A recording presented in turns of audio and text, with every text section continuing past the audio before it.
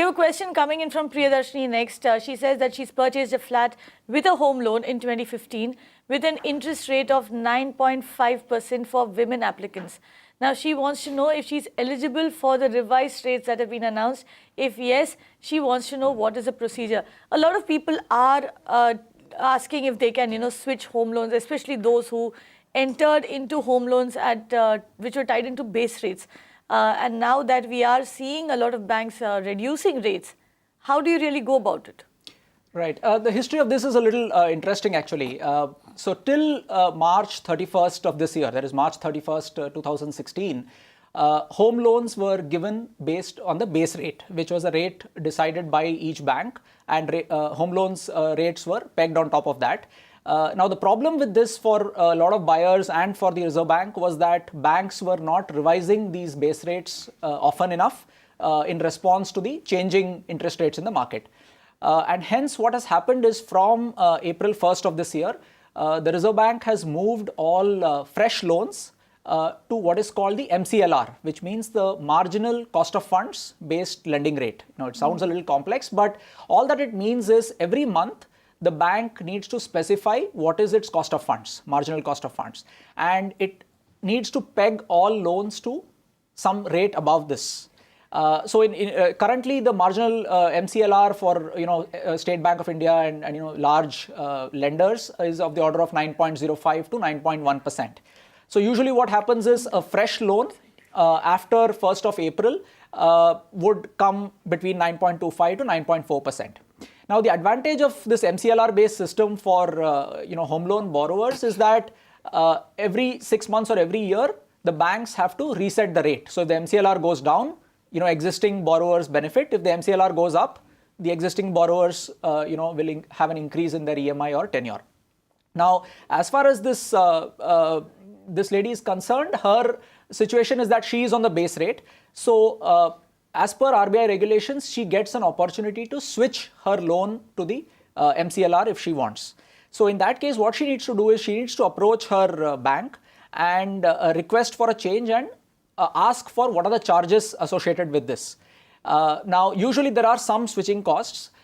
So it usually makes sense to switch only if the interest rates have fallen by 0.3, 0.4% at least. If it's not that much, it's not of use. So in her case, I think she's already at 9.5%. So I doubt that as of now, the rates have not fallen all that much. So it may not make sense to switch to the MCLR just yet.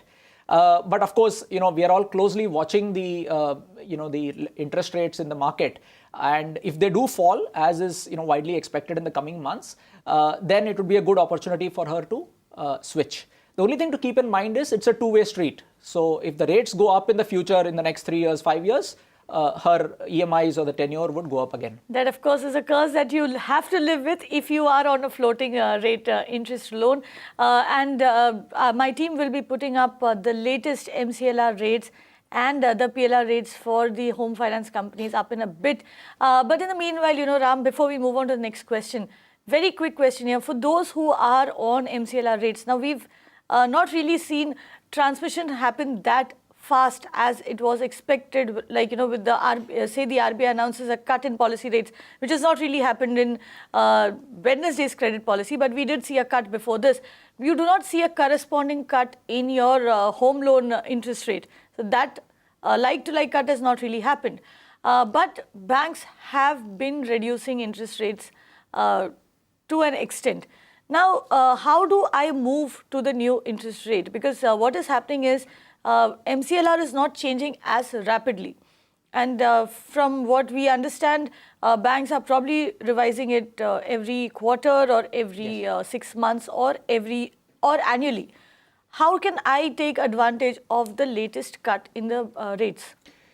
So, so as I said, step number one is if you're not in the MCLR system. No, if I'm on MCLR. If you're already on MCLR, then the best thing is, each bank has a predefined reset frequency of the rate. So for example, State Bank does it every year. A few private banks do it once in 6 months.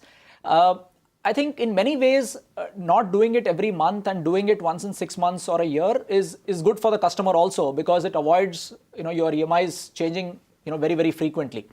So the best way for you to do is, if you're on the MCLR system, every year the bank, or every 6 months depending on your bank, the rate would be reset. And in most cases, it is only your tenure of your loan which will get affected, and not the EMI itself. So you will not see a month-to-month fluctuation in how much money you need to pay. And the expectation is that this would happen automatically without you having to manually approach the bank, send them a request and things like that. That's the advantage of the MCLR system. Right. But having said that, what you do need to understand is that once you take a home loan from a bank, you can't just take a loan, go home and forget about it. You need to be as proactive in managing that home loan as the banks are. If you see that interest rates are going down and you're not really getting the benefit of it, you should in fact take the initiative, walk up to your bank and say that, hey, I'm getting a better offer at another bank. Why don't you give me something that matches it? Or else switch. Right now, the way the markets are, the way the credit market is, banks are trying everything that they can do to retain their customers. You can watch live TV on our website mpnow.in. Find us on Facebook at facebook.com/magicbricksnow. And don't forget to click the like button. You can also follow us on Twitter at magicbricksnow. To stay updated with all our programming, hit the subscribe button on our YouTube channel by logging on to youtube.com/magicbricksnow.